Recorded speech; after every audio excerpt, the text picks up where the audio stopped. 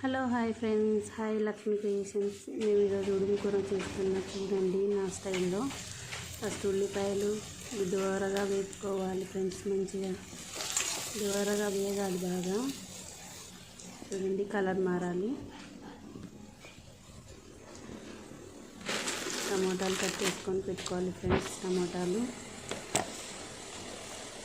కూరలోకి అవన్నీ వేస్తే చాలా బాగుంటుంది ఫ్రెండ్స్. ఆ మాత్రం టమోటాలు పడాలి. తర్వాత ఆనియన్స్ బాగా దూరగా వేసుకోవాలి. దాంతో కొంచెం సాల్ట్ వేయండి ఫ్రెండ్స్, తొందరగా వేగిపోతాయి.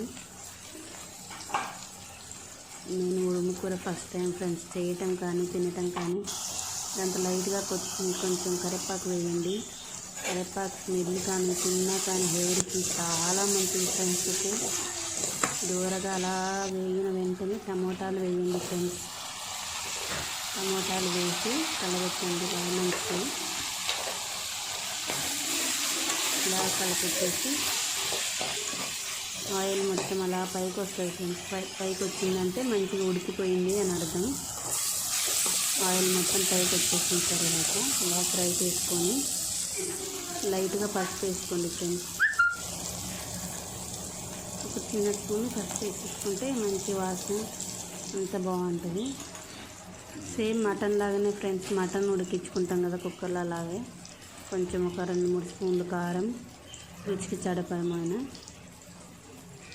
మా చిన్న స్పూనే కాబట్టి 4 స్పూన్లు వేసాను. మాకు 4 స్పూన్లు అయితే సరిపోతుంది. ఇంకా తర్వాత మసాలా ఐటమ్స్, ఇది హోమ్ మేడ్లోనే చేశాను మసాలా. ఇది వేసి చాలా అంటే ఇంకా రుచి మీకు వేరే లెవెల్లో వచ్చేసింది అంతే. ఇంకా మసాలా కావాలంటే కామెంట్ సెక్షన్లో కామెంట్ చేయండి. ఇంకా ఇంగ్రీడియంట్స్ అల్లం వెల్లుల్లి పేస్ట్, కొంచెం గరం మసాలా, లైట్గా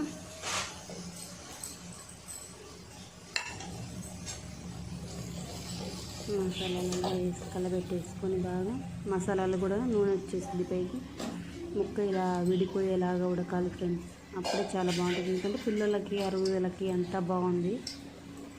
చాలామంది చెప్పారు ఫ్రెండ్స్, పాత నొప్పులు ఏదైనా తింటే చాలా మంచిది అనేసి.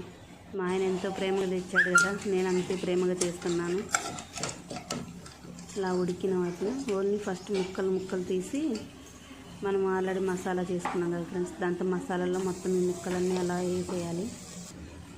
ముక్కలన్నీ తీసి ఫ్రై చేసుకుంటే కొంచెం ఒక 2 నిమిషాలు ఫ్రై చేసుకోవాలి ఫ్రెండ్స్. కొంచెం ఆ మసాలా మొత్తం ముక్కలకి బాగా పట్టేలాగా చేసుకోవాలి. బాగా కలపెట్టేసుకొని ముక్కలకు బాగా పట్టేలాగా చేసుకోవాలి.